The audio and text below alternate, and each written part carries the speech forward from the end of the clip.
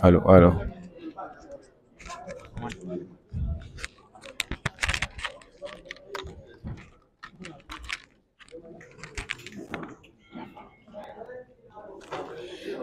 internet Salamé TV nuyu nañu leen bu baax a baax jaajëfal leen ci ànd bi ñun en direct fii ci groupe Walfadjri président Bougane Gueye Dany moo ñëw ginnaaw tëj bi nga xam ne tëj nañu ko seen signal pour benn weer mu daal di ñëw nemmeeku ni ko ñu bari daal di defee boobu ak léegi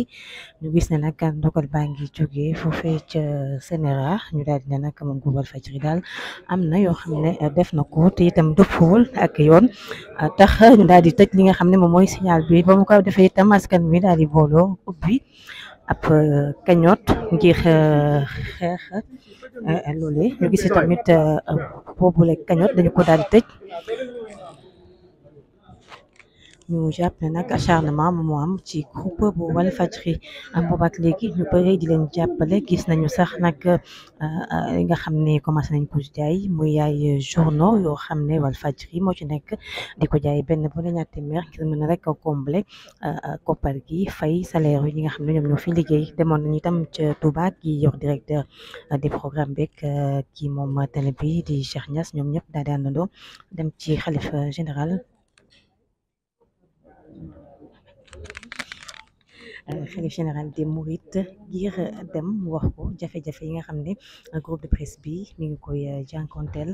ci noonu ñu ne nag du toll ci 5 millions ci suñu ay koppar jox nañ leen ko ngir rek daal di leen koy jàppale boobu ak léegi askan wi tam ànd ak ñoom ci li nga xam ne moo fi jotam muy signal ministre bu yor wàllum communication bataaxal bu mu joxe ñu gis itam ñoom fii ñu nekk tey jii la ñu wote woon ab waxtaan ak taskatu xibaar yi wax leen situation bi ani nga xam ne noonu la tëddee ak jafe-jafe yi nga xam ne ñu ngi koy jànkonteel ba ci sax ñu ne nag lu jëm ci ñenn ci liggéeykat yi dañ leen di yóbbu ci chômage technique ndax koppar tax ñu fay leen ko loolee nekkatu fi mu doon ay jafe-jafe yu ko Walfadjri di jànkonteel ndax gis nañu itam ñenn ci ñoo xam ne itam fi ñu doon liggéey bu ci benn journaliste boobu di Pape Ndiaye naka seen chroniqueur itam di Serigne Bara Ndiaye ñoom ñëpp yoon teg na leen loxo ñu jàpp nag na loolee daal l'acharnement rek la ndax ligne éditoriale bu ko Walfadjri boobu ak léegi ñu ci bari xam nañu ni nga xam ne noonu lay doxee waaye nag dañu jàpp ne daal yëf yi politique rek moom moo ci daal di laqatu ak lu ci mënti am boobu ak léegi ñu ngi gis ñu ci bari ñëw di andi seen jàppal na ko maire de Dakar moom it gisoon nañu ko file mu daal di ñëw tey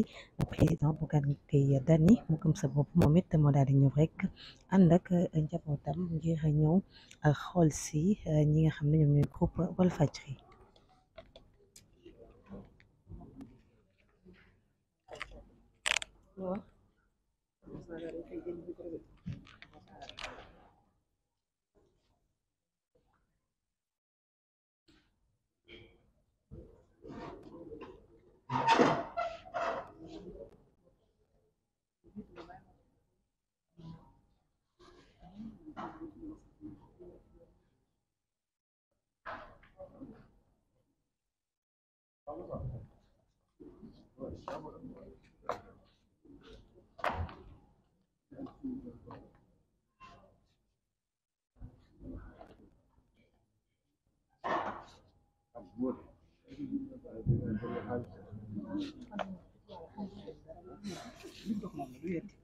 alors internet yi ñu nuyu leen bu baax jaajëfal leen ci ànd bi ngeen ànd ak ñun di leen fàttali ne président Bougane Gueye Dany moo gëm sa bopp nag moo daal di ñëw fii ci groupe Walfadjri ngir apporter soutien wam ginnaaw signal ko Walfadjri yi nga xam ne nag dañu ko tëj boobu ak léegi ñu gis ne daal ndogal laa ngi jóge ca ministre ba yore wàllum télécommunication ak image yoo xam ne wane nañu ko te loolu itam moo ñu ko wane ñuy fàttali ne du benn yoon ñuy nangu wala takkal signal bu groupe Walfadjri waaye bi la yoon nag benn weer moo xam ne ñi fi féete duñu mën sax fayeku gis nañu ki nga xam ne moo nekkoon le directeur général muy PDG bi di Cheikh Niass kaddu yi nga xam ne wax na ko ginnaaw keroog muy waxtaan ak taskatu xibaar yi ju jëm ci jafe-jafe yi nga xam ne ñu ngi koy jànkonteel ba sax daa ko ñu benn yoon rek amal li nga xam ne moom mooy chômage technique waaye tey gis nañu Bougane Gueye Dany ànd ak doomam ànd itam ñenn ñoo xam ne ñoom ñoo nekk ci parti wala ci mouvement gëm sa bopp ñëw na nag dafay apporter soutien wam kii di PDG bu groupe Walfadjri nga xam ne moom mooy Cheikh Niass ñu gis nag ñi yore programme beeg ñu ni mel ñoom ñëpp ñu ngi daal di teew xam naa ñun tam dañuy teewlu rek waxtaan bi bu ko defee li fi jógee ñu daal di leen koy rek jox.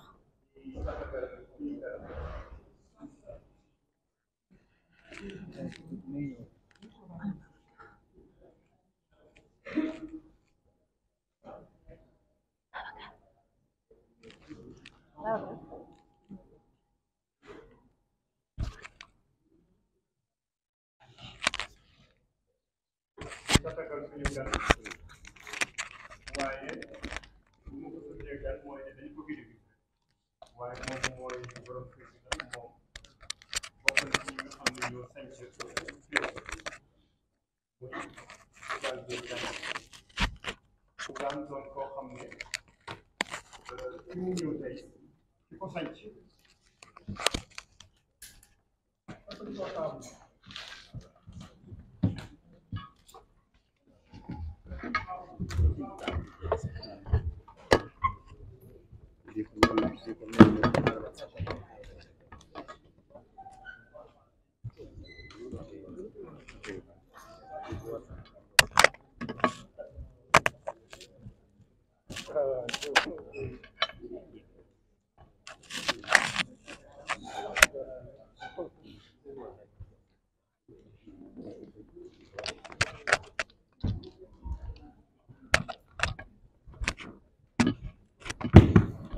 ndànk rek ndànk ba ngeen teg ko normal. fii taabal moo yaatuwul moo tax fii leen ndànk la.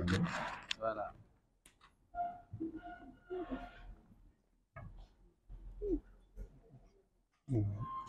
voilà. beneen bi mun na taxaw. ok c'est bon yaakaar naa xam na ba jeex na de. voilà. voilà. say ñu ngi nuyu mbooloo mi fi teew di tatagal suñu gan bu ma ko tuddee gan nag mooy dañu ko gëj a gis rek waaye moom ci ñi sanc kër gi la bokk di Bougane Gueye Dany. Bougane Gueye Dany tey doon koo xam ne ki sanc kër gi di Sidi Lamine Niass am na fu mu ko tegoon fu sori seen diggante itam amul woon diggante ñoom ñaar ñëpp benn lañu woon. Sidi Lamine Niass daana wax ci moom ci fu mu fekkewul di gis ne kii am na avenir parce que Sidi en général dafay détecter ci nit ki loo xam ne nit ki ci boppam gisu ko xamu ko ci boppam moo tax toujours léeg-léeg mu teg nit fenn ñuy naan pour lan te fekk dafa am lu mu séen ci kooku moo tax mu am benn année Sidi ne suñu cérémonie bi ñuy def chaque année muy ouverture programme weeru koor gi na ngeen ko tuddee Bougane Gueye Dany na ngeen ci def benn documentaire boo xam ne da ngeen di dem ci ñi ko xam ñu seede ci moom ndax Sénégal mën cee roy ndax génération montante bi mën cee am repère mu nekkoon documentaire boo xam ne ñu bari ci ay kilifa ci réew mi waxoon nañ ci maa ngi ci fàttaliku kii directeur u espace auto bi nekk fii ci autoroute bi Mbaye Gueye EMG ak yeneen kilifa nga xamee ci personne bi koo xam ne nit la koo xam ne dafay xool fu sori xool fu jege gëm sa bopp bi comportement la ci moom balaa mu koy tuddee li nga xam ne moom moo ko jiite dafa jàpp ne dafa fi mu nekk waru fayem waaye dafa war a dem ci kanam moo ko Sidi sax ñoo bokk vision boobu Sidi bi mu créé fii ba télévision bi commencé ma ne ko xanaa projet yi jeex na léegi de consommé ko rek moo ci def mu ne déedéet amaat naa yeneen feneen ca fële nu mu tuddati benn espace bu mu am fële ca jam ñaajo boo xam ne foofu dinaa fa defaat leneen encore mooy ne rek toujours vision la ñuy jiital ci seen kanam fu ñu yem rek bëgg àgg feneen moom itam moom Bougane noonu la mel ndax lu mu néew liggéey nañu nekk nañu ak moom ci benn béréb di liggéey mu am professionnalisme waaye itam am intelligence xam nan la ñuy tojee bopp jinax te loolu ku ko xes xam rek mën nga àgg fu sori Bougane Gueye tey bu ñu koy waxtaanee ci biir réew mi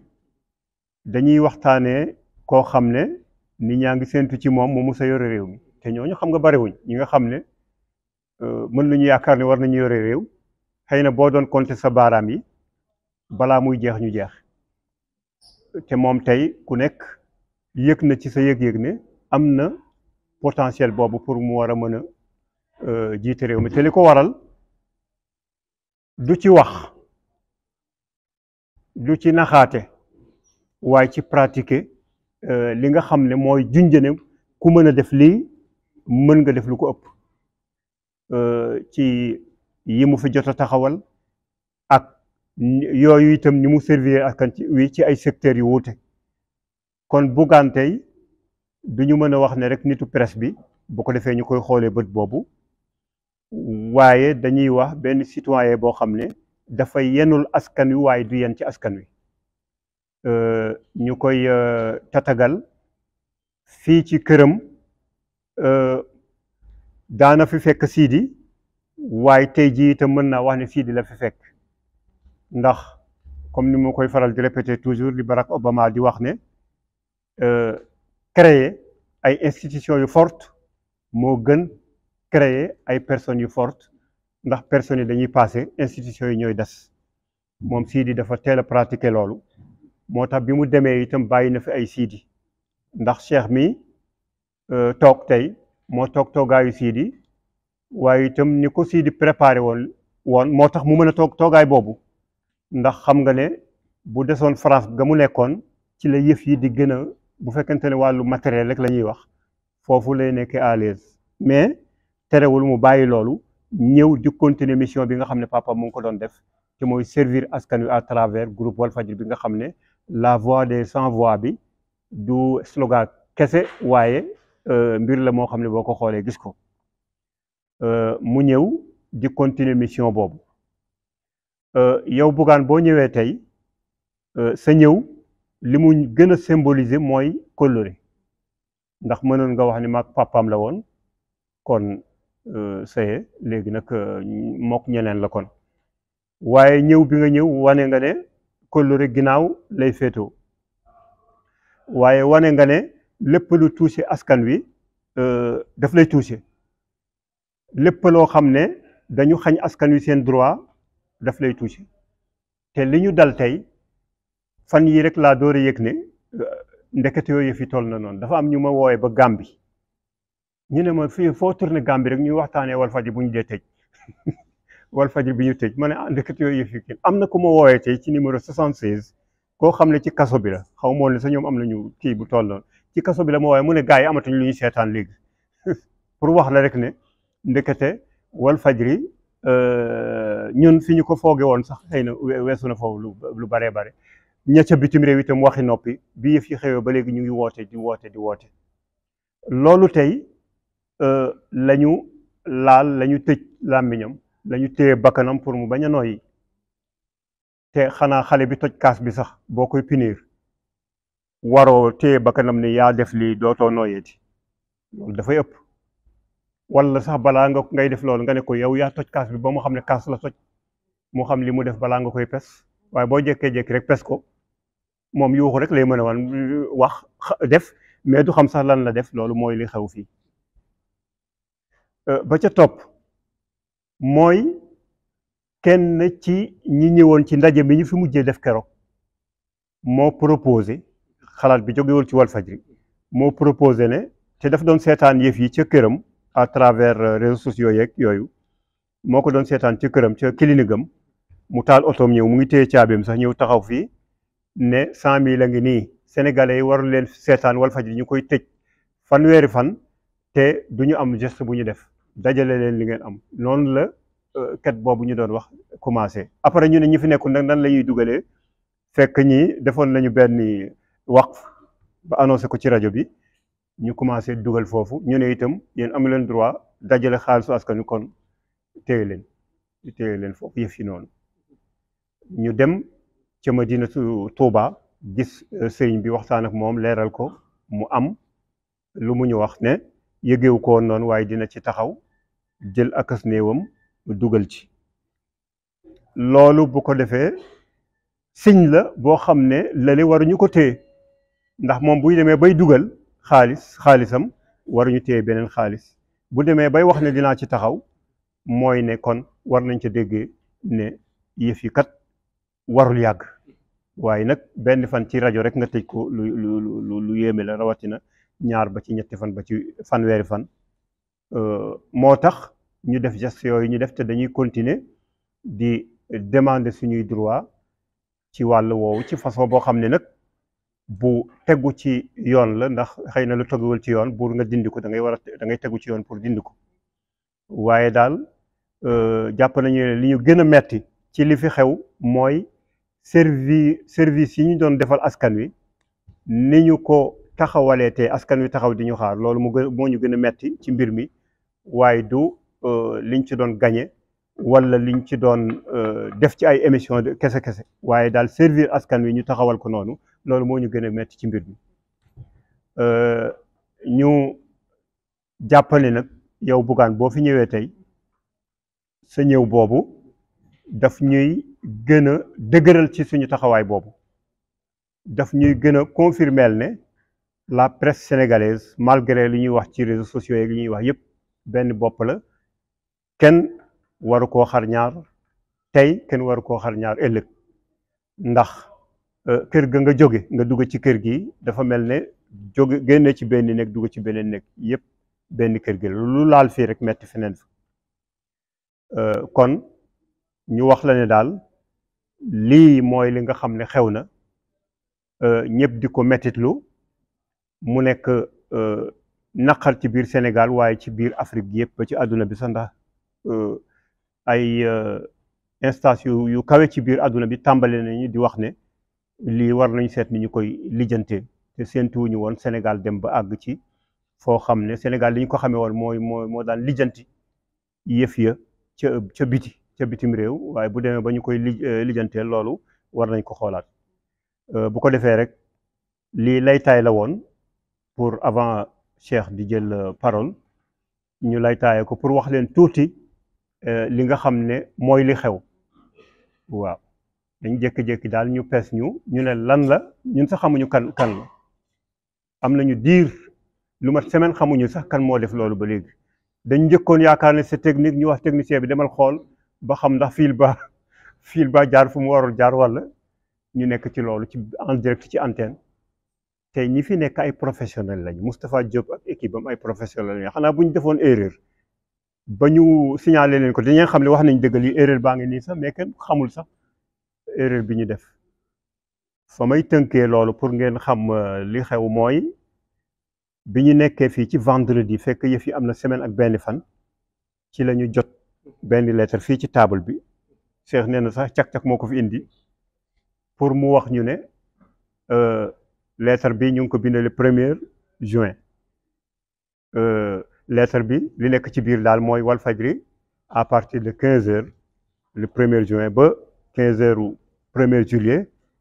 taxawal nañu signalam ndax lii ak lii ñu détaillé lu bare bare te la tax ba ñu arrêté signal bi 15h fekk tàmbali wuñu ko woon parce que ñu ngi commencé ay 15h 16h02 15h lañ ko programme woon sax mais ñu nekk ci réglage ak kii ba ay 16h02 yooyu la ñu commencé kon décret boo xam ne moo jiitu li tax ñu kii ko encore loolu tax na ba ñu ne est-ce que lettre bi nekkul lettre boo xam ne dañ ko bind après yëf yi ak lu ci mënti am daal li ñu bëgg mooy ñu bàyyi équipe bi nga xam ne ëpp na téeméeri nit fii ci Walfadjri ñu bàyyi leen ñu servir askan wi ñu bàyyi leen ñu def service public lii rek mooy suñu càkkutéef amuñu beneen càkkutéef bu dul loolu ba ca topp mooy ñi nga xam ne teg nañu leen loxo te ñaar yëpp benn la mel ne Pape Ndiaye mel ne Baara Ndiaye te lettuñu ko firiwuñu ko ak Coro mi nga xam ne mu ngi ci guddi gu bëtam setagul ñooñu itam bëgg nañu ñu féexal leen ñu continuer ñëw joindre ci équipe bi di taxawee li ñu daan taxawee yii daal mooy jàngoro ji nga xam ne ñëw ngeen tey di ñu ko masaw te bu ngeen ñu ko masawoo ñun itam.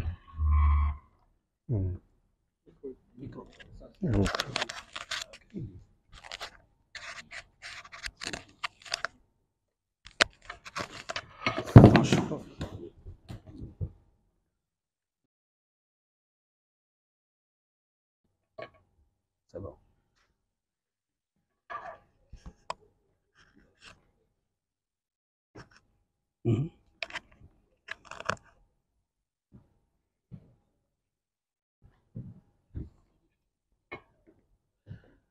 jërëjëf Oustaz Assane mbooloo mi ñu ngi leen di nuyu di leen di ziar di nuyu bu baax Bougane Gueye Dany bi nga xam ne dafa ànd ak délégation ñëw ngir massawu kër gi nga xam ne këram la waaye njaboot gi nga xam ne njabootam la man nag dama naan sama gan la ci ñaari yëf ndax dafa doon sama kilifa ci ñaari mbir bi ci njëkk mooy moo ma jiitu Walfadjri mooy sama doyen ba ca topp mooy daf maa yor ñaari at ci këram doon sama patron di ma fay dërëmam boo xam ne moom laay dundalee sama njaboot kon kilifa la ci man ñaari yoon moo tax tey bu ñëwee damay wax ne gan gi sama gan la moom nag dafa am ñeenti mbir yoo xam ne nii war na koo gën a mun a sax motiver pour mu teg tànkam fii mu teg tànkam bi ci njëkk mooy wax naa leen ko sànq kër gi këram la ndax fi la jaar bi ci topp mooy taskatu xibaar la te ay taskatu xibaar ñoo nekk ci jafe-jafe beneen bi mooy patron de presse la te patron de presse moo am problème ba ko ñeenteel mooy askan wi moo ko yitteel ci askan wi lay dox kon askan wi bu amee lu leen métti muy ñu tëj Walfadjri war naa jug taxaw ci kon nag gàcce ngaalaama ba nga xamante ni yooyu yëpp xam na ko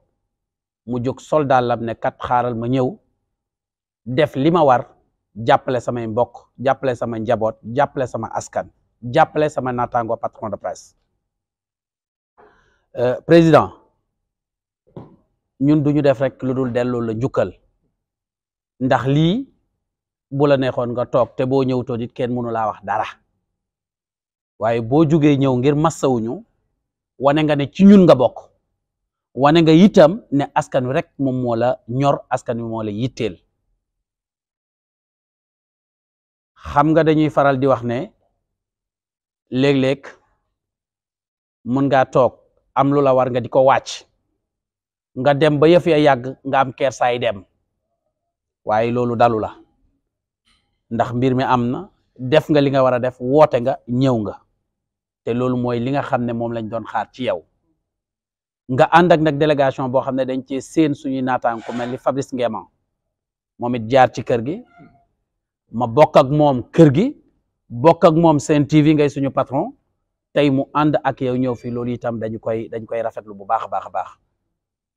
bon len rek lañu la mun a wax mooy tey bu fekkoon ne ba ñu ñuy tëj dañoo ñëw nañu yéen a wane lii wala yéen a wax lii kayit gaa ngi nii comme nañu ko defee woon xëy na dinañu muñ xam ne lii kat xëy na yoon la même buñ ko jàppee ne sax yoon du yoon daañ ko nangu parce que dinañ tegu ci réew moo xam ne yoon lay doxee waaye bu ma jumul biñ ñuy coupé ña nekkoon ca plateau rajo ba di wax ay kilifa kese fa nekkoon y compris Cheikh Niass Oustaz Assane Moustapha Diop wàcc ñoom ñëpp ay responsable lañ ñoo toogoon ci plateau bi ak Pierre Edouard Faye ñi ma fi lim amul kenn ci ñoom koo xam ne du professionnel ci li muy def ñuy waxtaan xëy na nag dafa tombé woon ak bés bi nga xam ne ci la verdict bi daanu man bi ma jékki-jékkee signal bi coupé laa jël sama téléphone ma woo Cheikh Tidiane Ndiaye ne ko gisatuma de signal bi coupé na lu xew technique la mu ne ma déedéet woote naa TNT mais dañ ne ma waa TDS directrice TDS moom moo ko wax moo leen wax ne nañu coupé ma ne xaaral ma daw canal xool parce que booba xam naa ne fa lañ jëm ma dem canal 30 minutes après ñu ne ko tap tëj ak yeneen lu ci xew nga toog nag juróom-ñetti fan juróom-ñeenteel ba ñu doog laa indil kayit ci jamono joo xam ne yéen a ngi toog àdduna wërngal këpp di leen seetaan ngeen di jooy seen naqar ñu ne nañ la fekk jox la kayit wan la itam ci kayit bi ne nekkatul sax juróom-ñetti fan waaye léegi weer la yow patron de presse nga xam nga bu ñu tëjee télévision coono yi muy indi lan la engagement yi nga xam ne moom la borom kër ga jël seq ko ak ñi nga xam ne ñoom lay liggéeyal loola day daal di taxaw kon am ba ak la war a ñëw dootu ñëw lépp day taxaw ah bu fekkee ne nag réew dañ koo jiite bëgg ndaw yi am xëy yaakaar naa war nañ def seen kéemtalaay kàttan ba du ñu fekk ñu am xëy ba pare ñu dakkal xëy boobu noonu bon ñun tey jii bu ñu waxee dañoo war a wax bu ñu waxul dañoo war a wax ndax nag bu ñu la xojee ba ngay waaj a dee nga ñaan ndox sax pour sa dee sedd ñu indil la ndox mi ba nga koy waaj a jël ñu këpp ndox ma loolu la ñuy dund ndax coupé ñu yëf yi metti ñu jaaxle askan wi jóg ngir jàppale ñu ne lii dootu fi am téye loola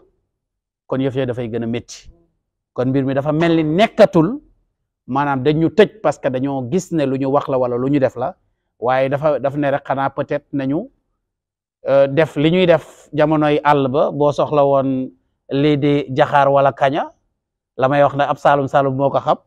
da ngay wut ndox def ci saabu ba mu saf sap nga sotti ko ci pax bi ba pare teg ci sa tànk tëj pax mi xam nga loolu booy tegg rek bërxët lay def day génn parce que bu génnut ñàkk bakkanam loolu nag moo ñu daal fi mu toll nii parce que xoj nañ ñoo xoj ba wax dafa jot moo tax faaw ñu wax parce que wax rek moom moo ñu mun a jàppale fi mu toll nii te moom rek la ñu dese ku yor doo làmmeñ nag buñ la nee noppil sarafle la ñuy séentu ñun wax la ñu xam moom la ñuy def kon yow nag jërëjëf gàcce ngalaama sant nañu la gërëm nañu la bu fa yemoon nii sax mu neex ndax gis nañu la gis nañ ki ñu war a gis parce que dañ laa war a gis bu ma la gisutoon boobaa man sax maa jël sama téléphone ne la mais grand lan moo la dal da ngaa feebar wala loola daal parce que xam nga ne dañ laa war a gis ndax kër gi sa kër la yaa ko moom njaboot gi sa njaboot la kon dañ laa war a gis par force man loo fi def rek dama naan wareef la du lenn lu ko war la mu def ko ci kër gi kon jërëjëf sant nañu la gërëm nañu la sant mbooloo mi nga xam ne itam teew nañ fi ànd ak yow parce que bàyyiwuñ la benn yoon foo jóg ñu jóg ànd ak yow ñu ngi leen di sant aussi di leen gërëm bu baax a baax a baax a baax alors lii rek laa ne woon naa ko ci sànni le temps que ñuy jox suñu patron wala ñu jox voilà ñu jox suñu gan waa gan gi jéem a jël kàddu merci beaucoup.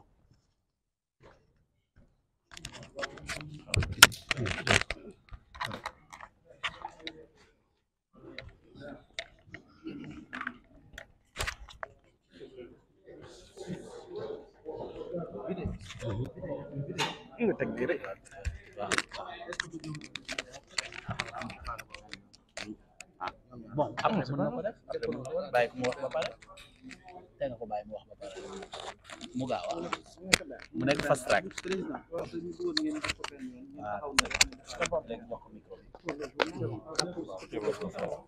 voilà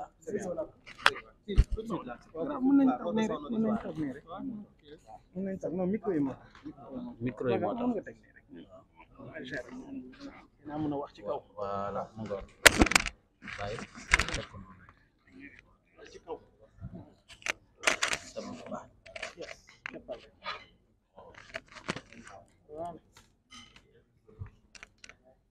merci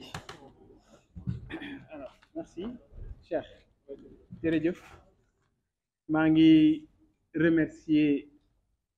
tout le personnel du groupe Walfadjri dama génn ci suma kër mais bir na ma ne ci suma kër laa ñëw parce que fii la lépp tàmbale et yaa ngi koy wax léegi Oustaz Assane Walfadjri dafa bokk ci man Sidi Lamine bu ma juumul waxtaanu koor bi ngeen doon def bi ci mujj laata suñu borom di muy wujj suñu borom man ngeen ko dara jaale woon et loolu moom ci boppam moo tànn ne Bougane mii jaadu na ñu bàyyi ko xel moo tax bi ma gisee le premier numéro de Walfadjri gisuma woon sax poignée fermée bi mais di ku ne xam na ne gëm sa bopp bi ma ko gisee fii ci biir réseaux sociaux yi rek dama ne turki jam ñoom dañuy gis ñun lu ñu gisul bi ma ñëwee léegi Cheikh jox ma journal ma gis beneen bi gën a yaatu gën a mag muy poignée bi lii ku nekk gëm sa bopp boo ko waxee xam na ne dina gis boppam ci màndarga bi muy signal bu am solo signalu détermination signalu bañ signalu bëgg jëm ca kanam signalu bañ nooteel signalu féeteeg ñi néew doole et Sidi Lamine dafa nekk pionnier ci presse bu Sénégal kon ñëw bi ma ñëw fii bi may ñëw dama ànd ak suma doom Abdou Fattah connaissez Sidi Lamine bon c'était pas tout simplement mon ancien patron c'est benn icône la Sidi Lamine est un monument de la démocratie sénégalaise su ma ñëw fii à Walfadjri du télé rek Sen TV télé la Zik FM rajo la mais Walfadjri histoire et ku xool lii di premier numéro journal Walfadjri nga xool at bi ñu ko def muy 1984 nga xool titre yi ñu évoqué mu mel ni journal bi tey la léegi maa ngi koy waxtaan ak Cheikh ma ne ko ça c'est la marque des grands hommes et Sidi Lamine a marqué son temps. Sidi Lamine s'est battu pour la démocratie sénégalaise. Vous savez, si parfois du ngeen ma gis li ko waral c'est parce que tout simplement je suis en train de me battre pour les enfants des autres pour leur permettre ëllëg ñu am avenir bu gën bi nekk nii ci réew et c'est ce que Sidi Lamine a fait.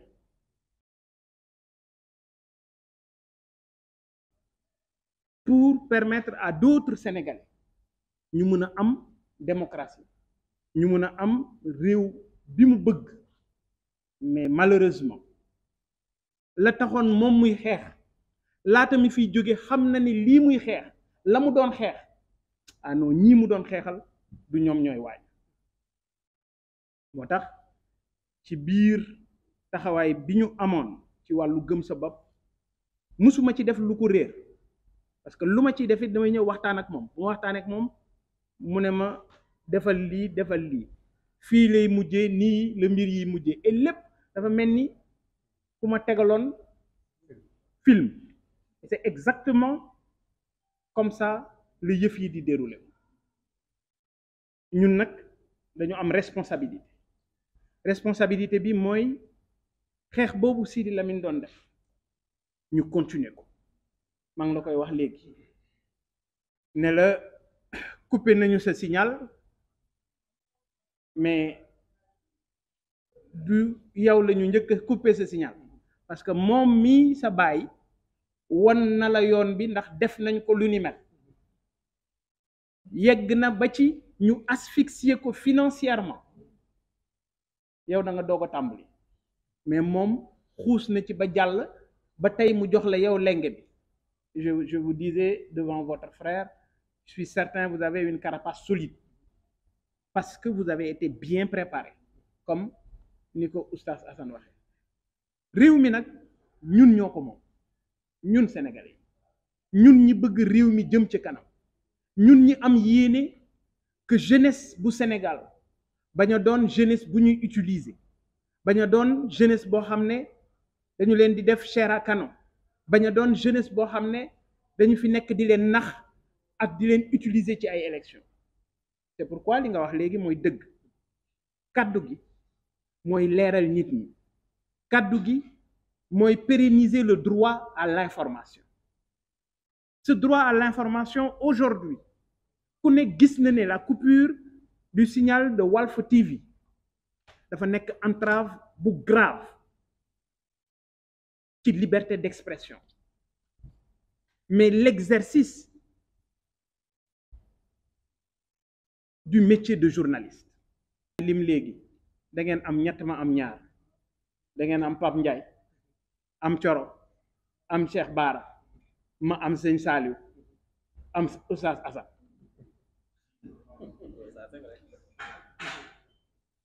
tëj nañ leen tey tëjoon nañ ma ñaar ba ñett tu sais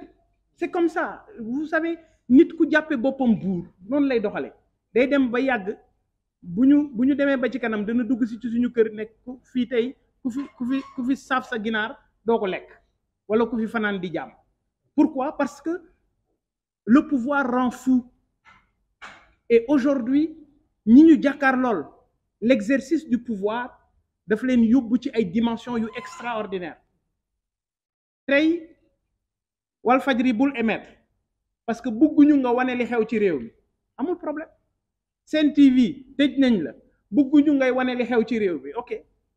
waa léegi kuy tëj France 24 waa léegi nañ ñu wax kuy tëj Le Monde li nga doon bañ mu génn sa ay doomu réew mënoon ko gérer mu yam ci seen biir waa tey doomu bitim réew jot nañ ci ko ba wasaare ko ci àdduna te dara waralu ko mooy li nga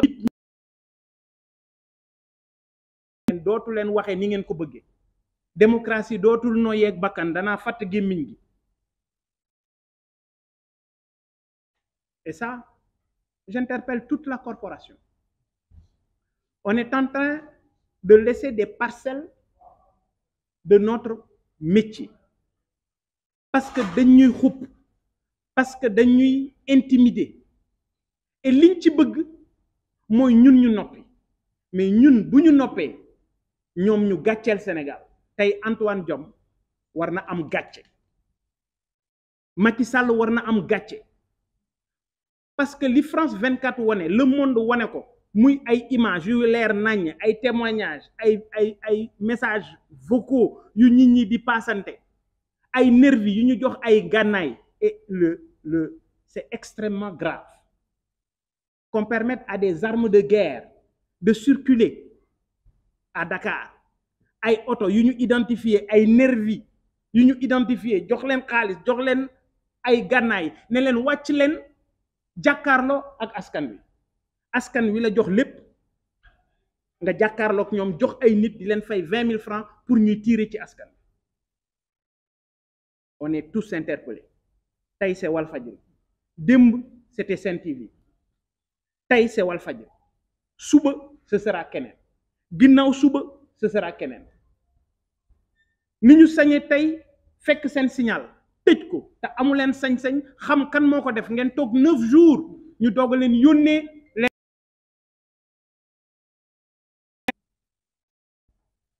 Yëfu jaay doole la, yëfu maatay la, yëfu addu kalpe la,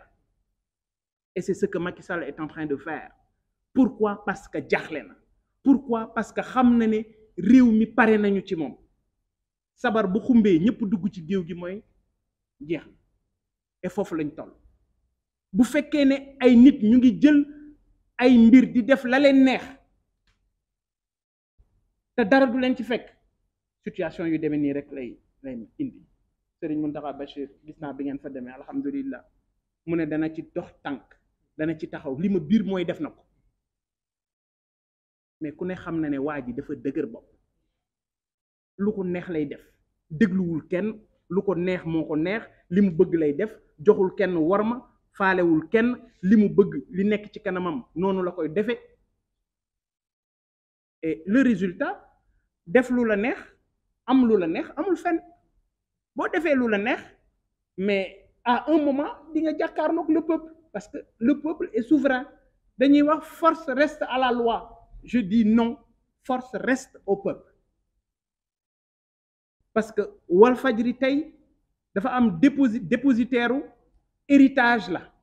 dafa am lu nit ñi yaakaar ci Walfadjri, et loolu du tey moo jiitu si Cheikh, moo jiitu ñu bari ci direction bi fii, parce que les gens, on était benn poignée de jeunes dans les années 98 jëm 2001, mu ñuy pousser di ñu wan yoon, di ñu tatagal, di ñu encourager. Yow seede nga ci lenn dong la ñu doon wax, bu leen tooñ, fexe leen ba bu leen tooñ, mais tant que yéen a ngi ci sañ-sañu wax li nga xam ne moom mooy seen liggéey dans le cadre du journalisme, moi Sidi Lamine, je vous accompagne et je serai votre avocat. Kon ñëw bi ma ñëw fii ñëw mbokk la, ñëw doomu kër gi la, ñëw nit ku dund li ngeen di dund, parce que xam naa mettit wi nekk ci sa signal ñu ne ko doññet coupé, rawatina nag lenn rek moo ko waral, parce que jàpp nañ ne ligne éditoriale bi nga yor neexu leen ñoom ci seen doxal, aussi simple. Boo nangu woon jëf lañu wax, boo nangu woon mel ni ñoom yor xalam di xalam nan lam sàll ngaari lam toora buuru gede xaw ma nangam sàngam, boo ko nangu woon léegi coow li jeex, dootuñu laal sa compte, dootuñu laal sa lifin. Mais xamuñu ne àdduna du lépp xaalis la, am na ñoo xam ne seen ngor moom la ñu jiital ci lépp. Kon je vous encourage, sachez que vous avez un grand frère, sachez que vous avez un partenaire, sachez que la famille est là. Je me suis déplacé avec mon fils pour mu xam ne xeex bi ñuy xeex c'est pour le Sénégal, xeex bi ñuy xeex c'est pour permettre aux générations futures pour que ñoom ci seen bopp ñu xam ne xeex nañu ba instant ñoom bi ñuy tekki ci réew mi ñu xam ne état dootul am sañ-sañu xool télé ba mu neex ko couper signal te xeex boobu ñun ñoo ko tàmbali léegi xeex boobu Sidi Lamine moo ko sumb te war nañu fexe laata suñu njaboot yi di màgg ñu tegal leen Sénégal bu am naataange Sénégal bu am koom-koom dañuy nax tout le temps naan ñu l'Afrique c'est l'avenir oui tubaab yi ñuy wax l'Afrique c'est l'avenir sans les Africains mais nous on veut que l'Africain soit l'avenir moo tax ñuy xeex li ñuy xeex pour réew mi gën a naat lii mu nekk damay wax tout le temps ne leen ñun système bi ñuy xeex mooy xeex nooteel dañuy wax liberté ma ne leen la première des libertés c'est de permettre à quelqu'un mu mun a am lu mu faje soxlay boppam nit ñi bu ñu amee liggéey nit ñi bu ñu mënee faju nit ñi bu ñu mënee lekk ba suur bu boobaa liberté gën a taxaw ci réew mi mais bu fekkee ne réew mi nit day ñaq di torox nit di ñaq di walaakaana ay nit yor alalu réew mi di ko fooye di kar pasar pasare loolu mooy la pire des révoltes boo xam ne mun na dal ci kaw réew bu mu mën a doon donc Cheikh maa ngi lay massaw par ma voix ci turu groupe Bouygues Corporation des médias bi ci bokk d'accord ñëpp ñi nga xam ne ñu ngi ci sumay entité ci turu gëm sa bopp di le mouvement citoyen bi nga xam ne yàlla def na ma bokk ca jiite ko ñoom ñëpp ak ñi ma àndal ci délégation bi ñu ngi ñëw di la massaw di la wax ne ànd nañu ak yéen ci lu mu mën a doon ce matin Aline Diop est venu me voir ne ma président li ñu jaay ci carton rouge yi de diggante dimanche ak démb on a vendu 10 100 cartons rouges dañu dégg ne da ngay dem Walfadjri dañu bëggoon ñun ce montant là di 1 million 1000 francs ñoom waa gëm sa bopp ñu ne dañ la koy jox symboliquement xam nga boo gisee lii xam ne ay 2000 la 2000 bi 2000 u jaaykatu këriñ ngi ci 2000 u cag-cag 1000 francs wu cag-cag a ngi ci bii moom laay bañ a tudd waaw bii 500 la bii xam nga lii ku ko xool xam ne ña ko joxe sonn nañu waaye seen coono taxaw na ci ñoom ñu jàkkaarloo ak ñi bëgg a salfaañe démocratie Sénégal kon lii ci turu gëm sa bopp laa la koy joxe muy 1 million 1000 francs léegi nag man comme lii suma participation symbolique la et wax nañ ma ne da ngeen koy jaay pour kenn ku nekk mën ci jot alors ça c'est moi j'achète ce numéro à 1 million de francs voilà kon merci jërëjëf Cheikh après je pourrai vas-y pour Cheikh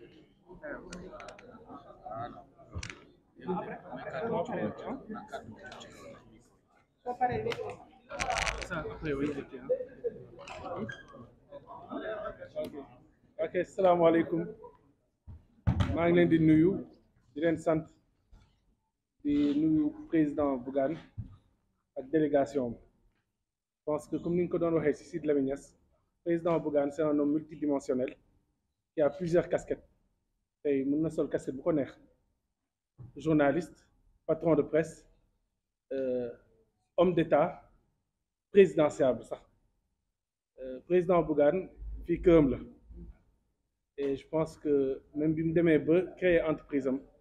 jàppale na lool Walfadjri jàppale na tamit Sidy Lamine Niasse te gëm naa ne Sidy Lamine Niasse su doon dund tey il serait un militant actif de gëm sa bopp dina ko gunge ba buntu pare waxoon naa ko dernière fois bi mu toogee nee naa ko Bougane yow soo nekkee président moom damay fecc parce que suñu jafe-jafe yëpp xam nga ko donc secteur presse moom du ma jaaxle donc di la ko ñaanal parce que xam naa ne que vraiment nitu conviction ga te li nga wane yëpp je pense que doon nga wax balaa ngay créer des médias que ce défi c'était balaa ngay am atu sans pap di nga am entreprise bi mu yëkkati alal bi mu am ak daraja bi mu am et je pense que loolu tey yàlla baaxee na la ko ñun nag depuis 2 ans 3 ans état moo ñuy acharné suñu je pense que y a 2 ans ñun ñaar ñëpp dañu coupé suñu signal pour 3 jours ñu ñëw ren au mois de février ñu coupé nous pour 1 semaine donc l'objectif c'était de monter de palier bi yoon ñu coupé nous pour 1 mois te bi ñuy coupé sax ñun xamuñu woon durée bi xamuñu woon les raisons li ñu xamoon rek mooy Babacar Diagne bi nga xamante ne moo doon coupé à chaque fois il nous a appelé dès le début ne c'est pas lui moo taxoon ñu yaakaaroon ne que fii c'est technique bi ñu demee ba organiser suñu sit-in ñu interdire ko on est venu ici ci salle bi def fi suñu point de presse en direct ñu dénoncer que ba léegi jotuñu notification parce que notification tey moo lay may de saisir le juge des référés comme ça mu prononcé wu su fekkee day lever suspension bi yàlla def ci direct bi ministère ñëw envoyé notification bi et on s'est rendu compte que c'est une suspension de 1 mois article 1 du 1er juin au 1er juillet article 2 nag ne en cas de récidive retrait définitif donc dernier palier bi c'est le retrait définitif amatul suspension 2 mois wala 3 mois prochaine étape bi next step c'est le retrait définitif moo tax ñun dinañ jënd ñun tamit suñuy carton rouge pour wane que ñun tamit on va pas se laisser faire donc l'État a antidaté cette notification tey déposé nañ un recours auprès de la chambre administrative de la Cour suprême donc dinañ laaj ñu lever suspension bi te tamit dinañ laaj ay dédommagement donc suñu avocat yi déposé nañ ko tey loolu mooy la première chose deuxième chose mooy y a eu un élan de solidarité extraordinaire ndaxte sénégalais yi bi ñu gisee parce que forcément ni ko sama papa doon waxee rek yëf yi ñaar la recette la ak dépense recette su amatul rek faaw nga wàññi ay dépenses donc on a été obligé d'annoncer chômage technique du personnel et aussi ne leen ay licenciement collectif nag du ñàkk sénégalais yi ne non loolu du fi amee ñu ne lii suñu yëf la Walfadjri patrimoine national la comme ni ko Oustaz waxee benn citoyen moo ñëw joxe le mot d'ordre sénégalais yi de manière extraordinaire ci côté Wave bi ñëw commencé di participer man mi yore woon sama téléphone di xool ci kii bi plateforme bi maanaam daanaka mënoo sax actualiser chaque seconde ay 1000 francs 100 francs 500 de manière continue état bi tiit parce que en quelques heures on a mobilisé collecté lu ëpp 40 millions en 3 heures 4 heures de temps mu leer la ne lii suñu demoon 1 jour wala 2 jours xëy na dinañ jege milliards état donc coupé nous aussitôt woo waa Wave ne leen on va vous donner dès demain donc le samedi 10 benn réquisition pour que vous arrêtiez Wave tamit suspendre aussitôt le lendemain ñu antidaté comme ni ñu antidaté la suspension ñu antidaté tamit suspension wu kii bi Wave bi ak waa Orange Money ñoom ñëpp ne leen bloqué leen somme bi te delloo leen ko donateurs yi et en même temps aussi ñu calqué ko ci signalu télé bi parce que suspension bi c'est jusqu'au 1er juillet donc foofu tamit beneen acharnement la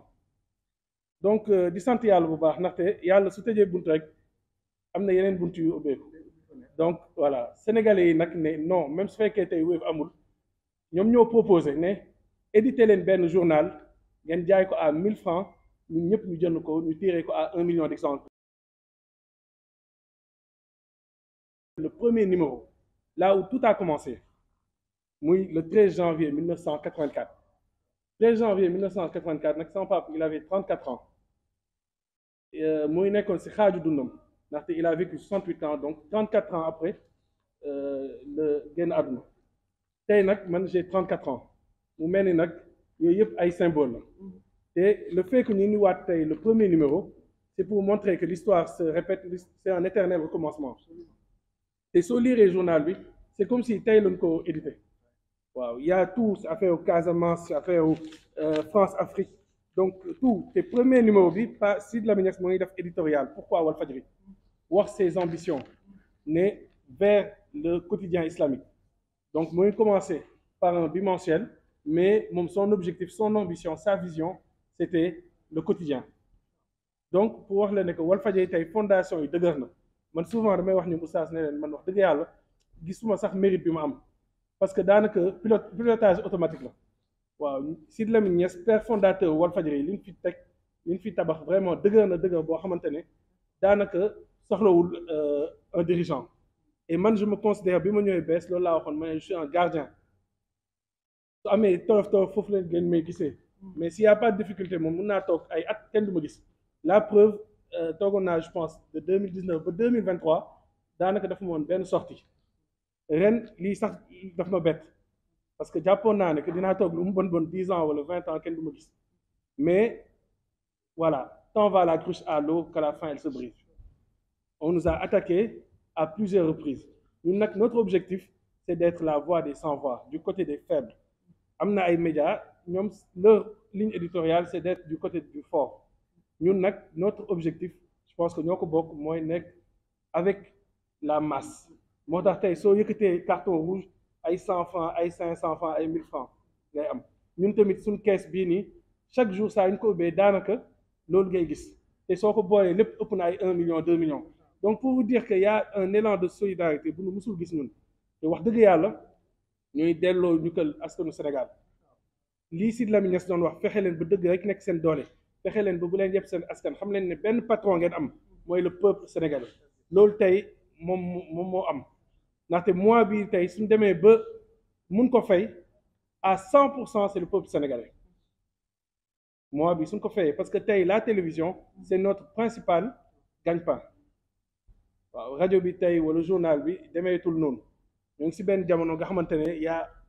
concurrence bi tey macha allah média yaa ngi fii yëpp donc il y a une concurrence qui est énorme donc moo tax ñun on a besoin de tous nos supports suñu manqué benn support rek dañ koy yëg mais ce mois-ci tey incha allah am naa yaakaar ne que chômage technique bi nu woote di leen ko éviter et suñ ko éviter tamit jàppaleen ne que askanu Sénégal parce que y a une mobilisation sans précédent en tout cas président di la ñaanal te yéene yëpp wax dëgg yàlla ko yàlla moo tey parce que xam naa ne que yéene bi nga am si Walfadjri tamit rëy na lool te vraiment gëm naa vraiment sans Pape su doon dund tey dina la jàppale bu baax a baax te ñun tamit lépp lu ñu mun vraiment pour jàpp si combat bi den ko def vraiment gëm sa bopp tey philosophie bi je pense que ñëpp rafetlu nañ ko te effectivement comme ni nga ko waxee moo ngi nii gëm sa bopp moo ngi nii donc premier militant de gëm sa bopp c'est Sidy Lamine Niasse avant l'heure donc di leen remercier xam naa oustaz mu ne def ñaan incha allah ñu ñaanandoo yàlla jàppale ñëpp yàlla tàgganti tak-tak yi saafara jàngoro yi tegg tiis yi may ñu suñuy mébét yëpp yàlla yombalal ñu nañu fay àggee ñu jàngandoo rek fatiha julli ci yonent bi def ñaan boobu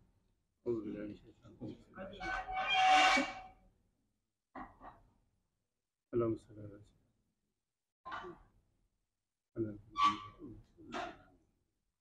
اللهم لا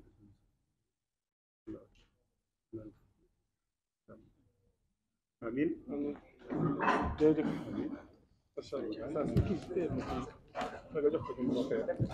c'est bon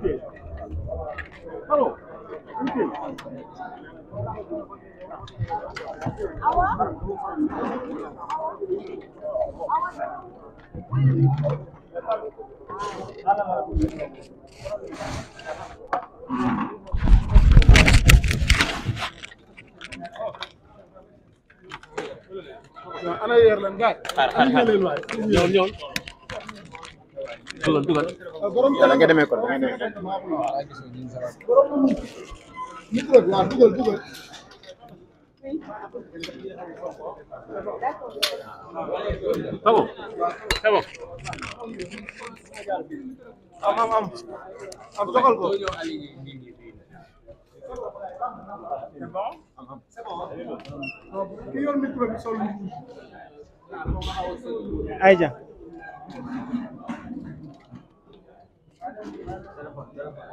Ok, en français, c'est bon. Vous êtes venu chez vous au sein du groupe Walfadjri à partir de votre soutien de ces écoles. Alors, votre lecture par rapport d'abord à cette situation? D'abord, je suis rassuré par mon jeune frère Cheikh Niass. Je l'ai rencontré dans un état d'esprit satisfaisant. J'ai compris qu'il a une carapace solide parce qu'il a été formé à bonne école. Ce que le groupe Walfadjri est en train de traverser, j'ai eu la maladresse, j'allais dire, de traverser cette situation. Le signal du groupe des médias a été coupé à maintes reprises sur des bases fallacieuses, sans fondement légal, et c'est exactement ce que le groupe Walfadjri est en train de vivre aujourd'hui. C'est pourquoi nous appelons à la retenue. Le groupe Walfadjri, ce n'est pas une télé, ce n'est pas une radio, c'est une histoire. Tout a commencé ici, pour nous de des médias, pour ceux qui sont au niveau des autres groupes de presse également. C'est une école, c'est une grande école où plusieurs journalistes, hommes des médias, ont été formés au niveau du groupe Walfadjri, sous la houlette de Sidi Lamine Niass. Il est important d'attirer l'attention des autorités qu'une démocratie doit respirer. On doit permettre aux Sénégalais et à la presse sénégalaise d'exercer librement son métier. Si aujourd'hui, nous avons des reportages qui nous viennent de France 24 ou du journal Le Monde pour nous parler des nervis ou pour nous parler des conséquences fâcheuses de ces affrontements du 1er et du 2 juin, c'est quand même dramatique. C'est un recul démocratique et le Sénégal ne mérite pas ça. Donc je suis venu témoigner de ma solidarité au groupe Walfadjri puisque je suis un pur produit de Walfadjri. Et alhamdulillah, le mouvement Gëm Sa Bopp l'a compris. Ils ont vendu 10 100 cartons rouges pour un montant d'1 million 1000 francs. Ils ont remis ça à Cheikh en guise de solidarité. À mon niveau, comme ancien de Walf, j'ai acheté également de manière symbolique le premier numéro de Walfadjri à 1 million. C'est tout simplement pour participer à cet élan de solidarité que Macky Sall et ses sbires le sachent.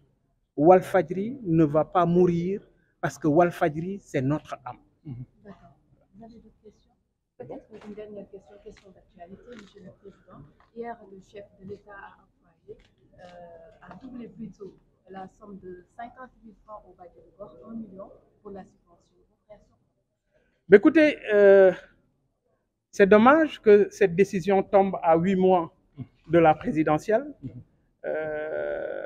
laissez-moi véritablement penser que c'est une autre forme de corruption. J'ai vu un journal titré là-dessus, mais ce qui est clair, c'est que ces Badianu Gox méritent beaucoup plus que ça.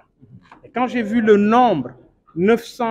9138 Badianu Gox, j'ai tiqué parce que le Sénégal compte 15 028 villages. Et dans chaque village, tu as une Badianu Gox. Le nombre de quartiers qu'il y a au Sénégal, c'est plus de 7000 quartiers. Dans chaque quartier, tu as 2 ou 3 Badianu Gox. Je me demande comment ils vont travailler sur cette répartition. 50 000, ce n'est pas négligeable, mais je sais que par rapport au travail abattu par les Badianu Gox, qui aujourd'hui font un travail d'assistante sociale, c'est important de les prendre en considération. Mais il y a une autre frange qui officie en termes d'appui au personnel de santé, ce sont les relais communautaires. Les relais communautaires, il y en a énormément et c'est des gens qui travaillent véritablement les safe for free. C'est des bénévoles du système de santé. Il faut également qu'on pense à ces gens parce qu'ils méritent une prise en charge également. D'accord, tu sais que tu vois le président nga ñëw tey ci sa kër doon na indi élan de solidarité envers le groupe yan kàddu ngay wax ci ni ñuy daggee signal bi wàcc. Alors Walfadjri dafa bokk ci ñun. Walfadjri dafa bokk ci ñun. Walfadjri ñun moo ñu tette. Walfadjri ci la ñu jànge. Walfadjri fa la ñu xuuse. Sidi Lamine moo ñu roganti moom moo ñu teg ci yoon ba tey ñu am sañ-sañu di wax nit di ñu dégg. kon bu ñu taxawee ci nërmel Walfadjri nërmeluñu Walfadjri. Sen TV télé la. Zik FM rajo la. mais Walfadjri histoire du benn. donc il faut ñu bàyyi xel loolu. tey jii war nañu weesu foo xam ne dañuy jël télé wala rajo di couper signal bi te sax duñu la ko wax. waaye li ñuy tere tey Walfadjri mais tubaab bi def na ko. li ñu tere Sen TV tere ko Walfadjri jël Baara Ndiaye def ci kaso bi jël Papa Ndiaye def ci kaso bi jël Coro Mbaar Coro Mandela def ko ci kaso bi jël ci Sen TV Serigne Saliou Gueye def ci kaso bi jël Oustaz Assane def ci kaso bi ne leen bu leen wax mais tey tubaab bi wax na def na vidéo wane na musiba gi gouvernement bi di def ci nervi yi ñuy jël. waaw léegi kan mooy dal ci kaw France 24 kuy dal ci kaw Le Monde ñooñu mënuñoo jot ci ñoom kon suñu bàyyi woon journalistes yi ñu def seen liggéey normalement amaana am na loo xam ne du gàkkal deru Sénégal moo tax ma ne Antoine Diome war na am gàcce Macky Sall war na am gàcce le ministre de la communication bi ne tappit signalu Walfadjri moom it war na am gàcce parce que tey bu ñuy natt réew yi nga xam ne dañuy bund xatal seen presse ñun Sénégal dañ ciy bokk te loolu musul doon way bu baax loolu nag moo tax ñun ñu jóg ñëw ànd ak Cheikh parce que suñu rakk la waaye biir nañu ne teg nañu ko ci yoon biir nañu ne moom tàggat nañu ko parce que ku jóge ci keppaaru Sidi Lamine faw am lu bari loo xam ne da nga koy sóoraale moo tax ñu ñëw it ànd ak moom parce que xam nañu couper signal li muy def ci doomu aadama te signal bu ñu ko couper annonceurs yi dootuñu la fay ñi war a ñëw ci yow dootuñu la fay nga am masse salariale bu toll ni mu toll kenn du la fa fekk jox la dërëm je félicite les Sénégalais ci élan de solidarité bi ñu am moo tax may sant waa Gëm sa bopp parce que ñoom jaay nañu fukki junni carte diggante dimanche ak démb fukki junni carte ak téeméer ñu ñëw jël ko muy 1,1 million ne ma dégg nañ ne da ngay dem Walfadjri dañ la ko bëggoon jox nga yóotal ñu ko Cheikh Niass moo tax gis nga ko ay 100 francs la ay 1000 francs ay 2000 ak ay weccit ñooñu nga xam ne seen ñaq ci lu néew li ñuy gañe ñu ñëw mën ko jox Walfadjri yéene ko ñooñu dañu bëgg démocratie ngir seeni doom ëllëg mën a am dund bu gën dund bii ñuy dund waaye li nga xam ne it moom moo am solo mooy bi ñu ma joxee journal bi nga xam ne symbole la ci histoire Walfadjri man it jël naa benn journal à 1 million de francs parce que fii laa bokk su ma ko defee war naa ko def su ma ko deful war naa ko def te sénégalais yi ñu ngi koy def Sénégal dong moo ñu ñor kon war nañu jóg ànd ak ñoom ci taxawaay boobu ci wàllu bàjjenu gox yi waxtu bi ko président defee ci bàjjanu gox yi moo tey xel bu fekkoon ne def na ko avant xëy na sénégalais yi duñ ci am xel mu tey mais ni mu ko defee juróom-ñetti weer dong des ci élection yi mu ne dana leen jox 50 000 te déglul de 50 000 yi après tabaski lañ leen koy jox parce que dañ ne mois de juillet maanaam dañuy liggéey juillet ba mu jeex ñu doog a leen jox 50 000 xam nga kon kooku dimbali leen taxu leen jóg li ñuy diir mooy juróom-benn weeru élection yi des pour ñu mën koo taxawee mu nekk ngeen baal ma ci kàddu gi corruption c'est une forme de corruption jëmee ci bàjjanu gox yi lim bi ñu joxe di 9138 ma ne Sénégal village yi nekk Sénégal 15028 village bu nekk am na bàjjanu gox quartier yi nekk ci Sénégal 40 communes maanaam 40 communes urbaines moo am astafurlah 113 communes urbaines moo am 113 communes urbaines 113 communes urbaines yooyu seeni quartier bu nekk